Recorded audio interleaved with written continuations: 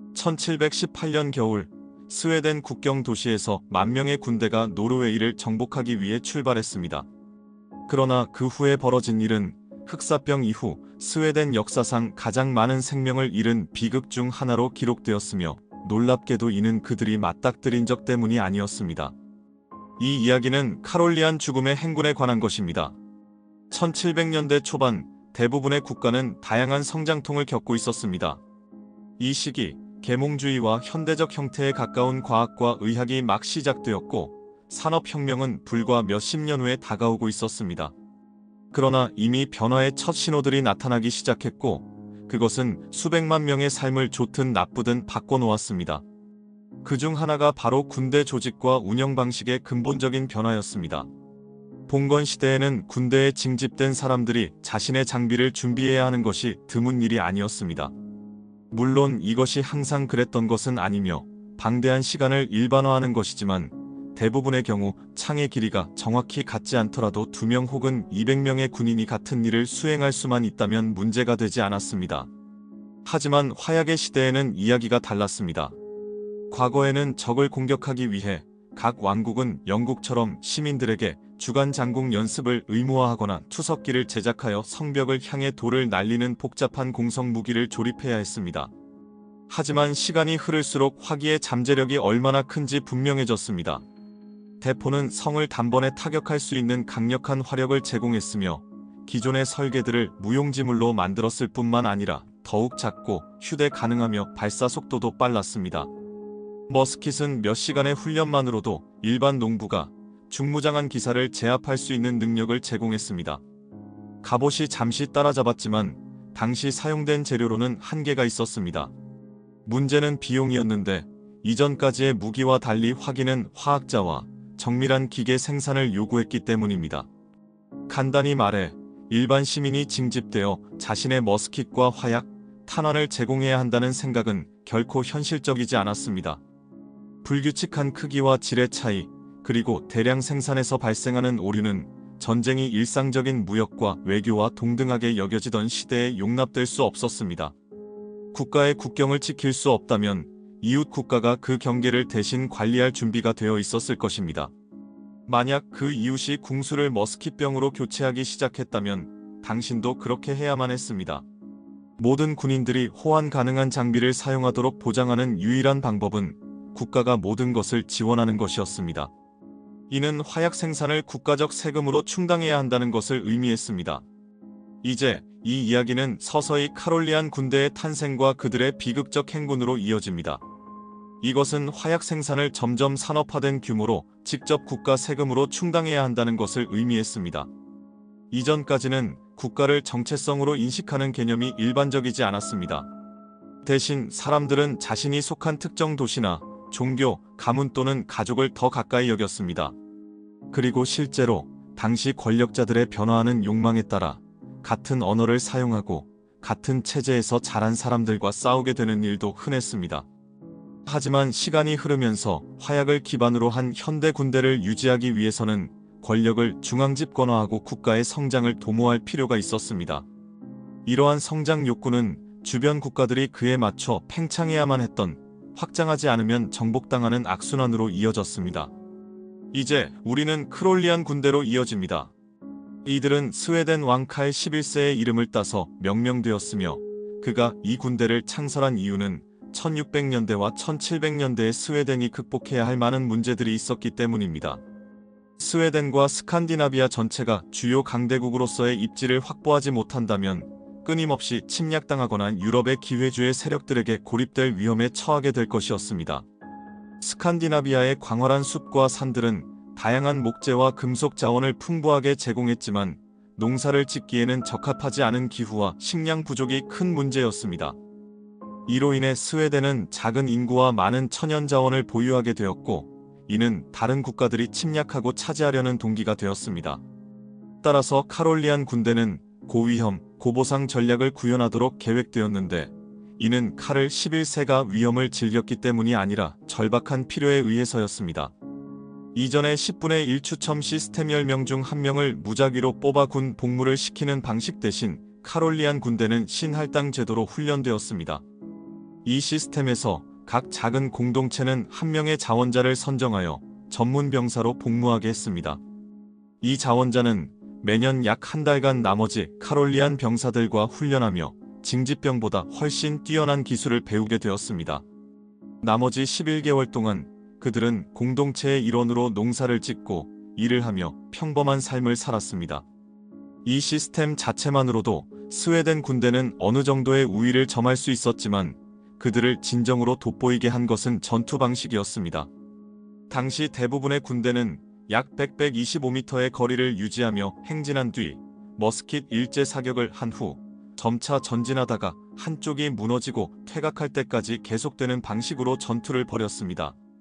이런 방식은 군대가 지휘관의 명령이 들릴 수 있는 거리 안에 있어야 했고, 또한 지휘관들이 장군으로부터 나팔 소리와 신호 깃발을 볼 수 있어야 했기 때문입니다. 그러나 이 방식은 군대를 대형 표적으로 만들었으며 큰 약점이 되었습니다. 반면 카롤리안 군대는 다른 국가의 군대처럼 싸울 수 없다는 것을 알고 있었습니다. 카롤리안 군대의 전체 병력은 평시 약 4만 5만 명에 불과했습니다. 이는 당시 주요 강대국들과 비교했을 때 매우 미미한 규모였습니다. 그래서 그들은 가능한 한 신속하게 전투를 끝내는 방법을 고안했습니다. 카롤리안 군대는 100m 거리에서 멈추는 대신 50m까지 직접 진격하거나 때로는 20m까지 달려가 사격을 시작했습니다. 그 후 재장전을 하는 대신 전열과 후열이 자리를 바꾸어 남은 탄환을 발사한 후 곧바로 검을 뽑아 적에게 돌격했습니다. 이 방법은 적이 반격할 시간을 최소화하고 적에게 더 가까이 접근했을 때 더 정확한 사격을 위해 탄약을 아껴두게 했습니다. 이 과정은 돌격으로 이어져 적에게 최대한의 스트레스를 주는 것을 목표로 했습니다. 심지어 그 이상으로 카롤리안 군대는 당시에는 구식 기술로 여겨졌던 파이크를 활용했습니다. 파이크는 사람 키의 35배에 달하는 창으로 원래는 기병을 막기 위해 사용되었지만 카롤리안 군대는 돌격 시 이를 활용하여 총검보다 긴 사거리를 확보할 수 있었습니다. 이 독특한 전술은 고아포화라고 불렸으며 이는 전진하라 또는 돌격하라는 의미로 카롤리안 군대를 세계 최초의 충격부대 중 하나로 자리매김하게 했습니다. 이 모든 것에 더해 카롤리안 군대는 전투 중의 죽음이 신에 의해 예정되었다고 믿는 열렬한 종교적 신념을 가지고 있어 전장에서 마주하기 두려운 적으로 여겨졌습니다. 이들의 명성은 스위스 근위대와 크게 다르지 않았습니다. 그러나 단 한 가지 문제는 만약 그들이 주도권을 잃거나 전투가 지연되었을 경우 카롤리안 군대는 취약했고 큰 손실을 감당할 수 없었다는 점입니다. 1718년까지 카롤리안 군대는 대북방전쟁을 치른 지 18년이 되었고 러시아, 폴란드, 리투아니아 연방, 덴마크, 노르웨이 등과 싸우고 있었습니다. 이들의 드문 동맹국들은 대부분 북해로 인해 분리되어 있거나 더 남쪽에 위치해 있었습니다. 동부 전선에서의 큰 패배로 인해 표트르 대제에게 영토를 잃었고 스웨덴은 영토를 되찾기에는 지나치게 분산된 상황에 놓이게 되었습니다. 그래서 스웨덴은 노르웨이 서부를 공격해 평화협정을 강요하고 잃어버린 영토와 정치적 영향력을 회복하려는 계획을 세웠습니다. 그 후 서부 전선의 위협을 걱정하지 않고 러시아에 집중할 수 있게 될 것이었습니다.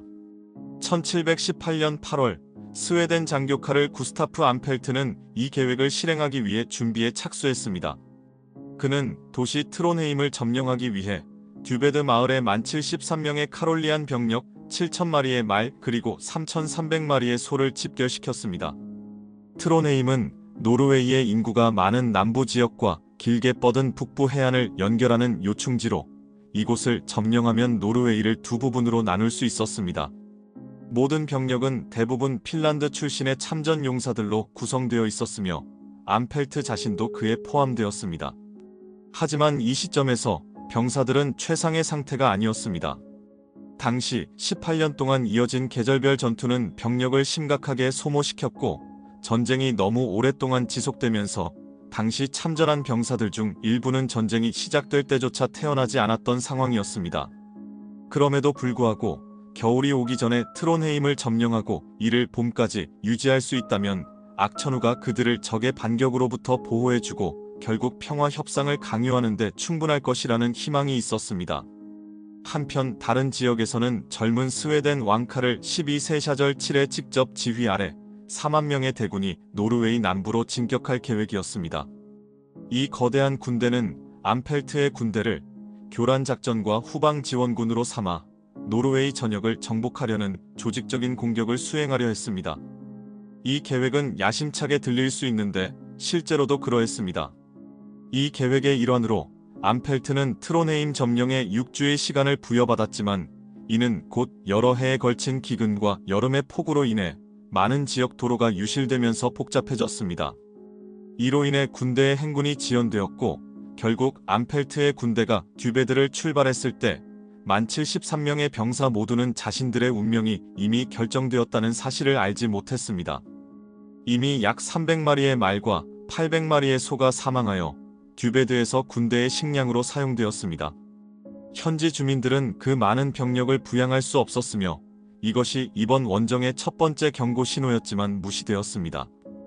그럼에도 불구하고 군대는 계속 행군하며 베르달 강 근처의 작은 요새 스텐스칸시로 국경을 넘어 첫 번째 목표에 도달했습니다. 군대는 도로를 벗어나 후방에서 요새를 포위하고 작은 부대가 전면에서 적을 유인하여 요새를 점령했습니다.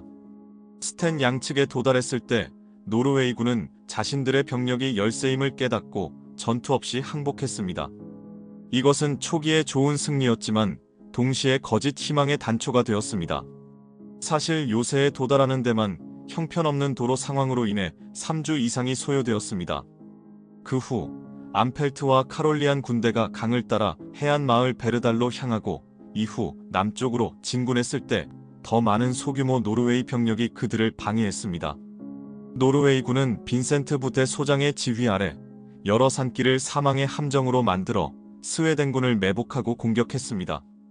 암펠트는 랑스타인의 고개를 최악의 도로의 총합이라고 부르기도 했습니다. 그곳에서 단 300명의 노르웨이 병력이 그들을 한동안 저지했는데 이는 마치 그리스의 테르모필레 전투를 재현하는 것 같았습니다. 오늘날에도 이 지역은 한쪽은 빽빽한 숲으로 뒤덮인 산 절벽, 다른 한쪽은 차가운 바다로 이루어진 단지 2차선 도로에 불과합니다. 더욱 나쁜 상황은 군대가 스토르달 강에 도달했을 때 발생했습니다. 강은 폭우로 인해 수위가 높고 물살이 빨랐으며 반대편은 이미 노르웨이군이 장악하고 있어 건널 수 있는 상황이 아니었습니다.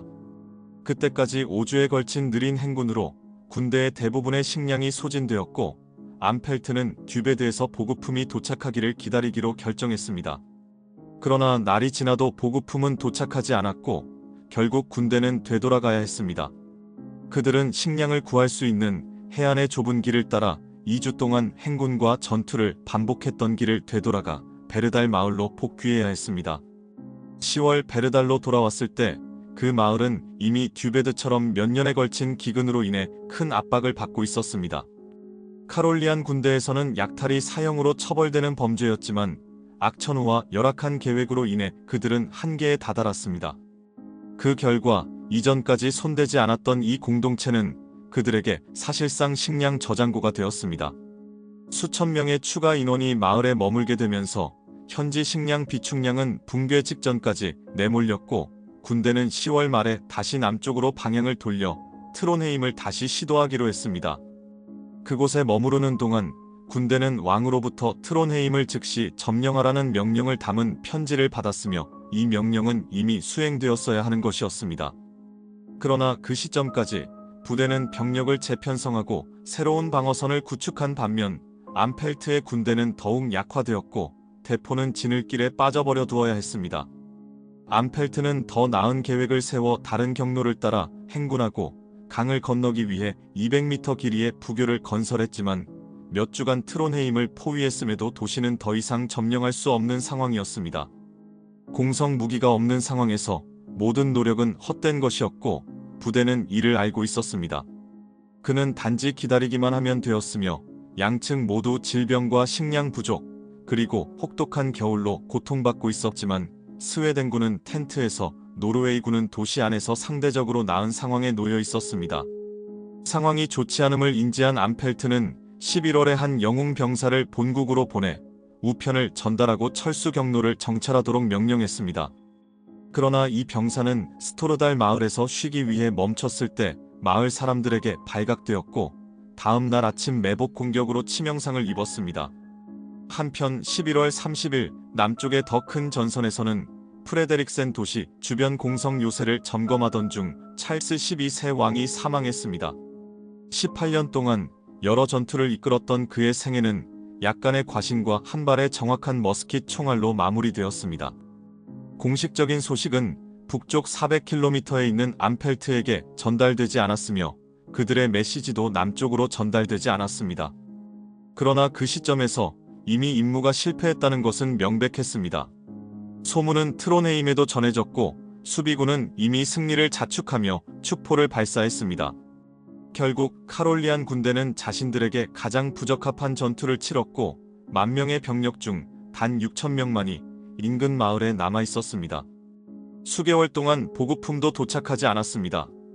결국 암펠트는 스웨덴으로의 철수를 명령했지만 그것조차 쉽지 않았습니다. 철수 과정에서 카롤리안 군대는 주변 마을과 농장을 약탈하여 겨울옷, 식량, 생존에 필요한 물품을 확보했습니다. 그들은 강을 건너는 다리를 불태우고 크리스마스 이브에 마지막 예배를 올린 뒤 본격적으로 귀환 행군을 시작했습니다.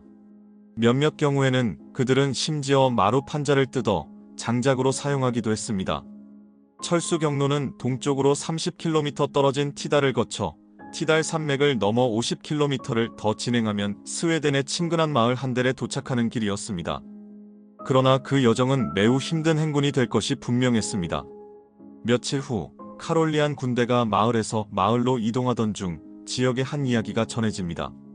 2명의 젊은 병사가 군대보다 먼저 헬모에 도착했고 농장에 들어가 온기와 음식을 구했습니다.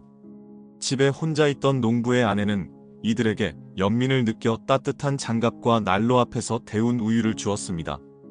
하지만 잠시 후 남편이 돌아와 분노에 사로잡혔습니다. 그는 부대 장군이 카롤리안 병사들의 목에 걸었던 현상금을 알고 있었고 이 병사들이 단지 귀환하려 한다는 말도 아내의 생명을 구해달라는 간청도 들으려 하지 않았습니다. 그는 장갑을 돌려달라고 요구했고 병사들이 장갑을 건넨 후 그는 그 자리에서 2명을 모두 죽였습니다. 이 이야기에는 그들이 묻힌 장소 근처 황야에 여전히 서 있는 십자가에 대한 언급도 있습니다. 군대는 계속 이동하며 마을들을 통과했고 5날 동안의 행군 끝에 티달의 노르웨이 마을 오스비에 도달했습니다. 그러나 충격적으로 행군 첫 며칠 동안에만 질병과 기아로 약해진 200명의 병사가 눈보라 속에서 얼어 죽었습니다. 스키를 타는 병사 14명이 병사들이 오고 있으며 음식과 의료 지원이 절실히 필요하다는 사실을 알리기 위해 긴급 임무를 띠고 먼저 파견되었습니다. 오스비에 머무는 동안 병사들은 현지 주민들과 접촉하여 남쪽으로 멀리 이동하기엔 너무 약해진 2명의 고령 농부를 만났습니다. 이들은 전쟁이 일어나기 전 마을을 떠났고 여성 몇 명과 함께 남아 있었는데 그중 한 명은 최근 쌍둥이를 출산했습니다. 이 노인들과 여성들 외에도 또 다른 주민은 병사들 중 한 명의 할아버지와 사촌 관계임을 알아내고 자신이 아는 모든 조언을 해주었습니다. 그는 병사들에게 산을 넘으려면 스키와 적절한 겨울옷을 준비해야 한다고 조언했으나 당시 카롤리안 군대는 그러한 장비를 가지고 있지 않았습니다. 그는 또한 그들이 계획한 험준한 산길은 피하는 것이 좋다고 말했습니다. 유일한 피난처는 강 가까이의 자작나무 숲 아래에 있었으며 비록 길이 더 명확하지는 않았지만 그곳을 사용하는 것이 낫다고 조언했습니다. 오스비에서의 머무름을 마치고 군대는 마침내 티달 산맥을 넘기 위해 출발했습니다. 출발한 날은 구름 한 점 없는 새해 전야 12월 31일 밤이었습니다. 초기의 행군은 순조로워 보였고 마치 집으로 돌아갈 수 있을 것처럼 느껴졌습니다. 하지만 이는 겨울이 그들을 기다리고 있었던 것처럼 보였습니다. 군대가 절벽이 있는 산길에 도착하자마자 또 다른 눈보라가 그들을 덮쳤기 때문입니다. 이 폭풍은 더 나쁜 타이밍에 올 수 없었을 정도로 치명적이었습니다. 황량한 산비탈에는 키 작은 나무와 관목 외에는 아무것도 없었으며 병사들에게는 피할 곳도 불을 지필 연료도 없었습니다. 곧 눈보라는 점점 강해져 병사들이 자신들이 어디로 가는지조차 볼 수 없게 되었고 잘못하면 절벽에서 떨어질 위험 때문에 전 군대가 멈출 수밖에 없었습니다. 지난 몇 년과 극명히 대조적으로 이런 상황은 과거의 카롤리안 군대에게는 대수롭지 않았을 것입니다. 카롤리안 군대는 한때 거센 눈보라 속에서 준비되지 않은 러시아군 방어선을 돌파해 나르바를 점령했으며 그보다 4배나 많은 병력을 상대로 승리한 전적도 있었습니다. 그 시점까지 카롤리안 군대는 수십 년간의 승리를 거둔 전설적인 부대였지만 그 산에서는 단지 동사 직전의 병사들에 불과했습니다. 그들은 캠페인이 9월에 끝날 것이라 예상했기 때문에 겨울 외투조차 없었습니다. 이것은 몇 달간의 고통스러운 행군과 겨울을 나기 위해 식량이 절실히 필요했던 마을 주민들로부터 음식을 빼앗았던 모든 노력이 결국 아무것도 얻지 못한 채 뼛속까지 시리는 죽음으로 이어졌다는 것을 의미했습니다. 첫날만 해도 200명의 병사들이 동사했지만 몇몇 병사들은 멈추기를 거부하고 계속 나아가려다가 눈 속에서 길을 잃고 말았습니다. 수십 마리의 말들도 죽었고 말 한 마리의 죽음은 카롤리안 군대가 운반할 수 없는 수백 파운드의 물자를 버려야 한다는 것을 의미했습니다. 눈보라가 이튿날까지 계속되면서 수백 명이 추가로 동사했고 동물들 역시 얼어붙어 도로에 마치 조각상처럼 흩어져 있었습니다. 어떤 병사들은 서로에게 몸을 기댄 채 웅크리고 있었으며 혹은 이미 얼어버린 말의 고삐를 여전히 쥐고 있는 상태로 발견되기도 했습니다. 병사들은 죽어가는 말들이 끌던 썰매를 태우려 했고 자신들의 소총 개머리판을 연료로 삼으려 했으며 심지어 화약을 불쏘시개로 사용해 보았지만 소용이 없었습니다.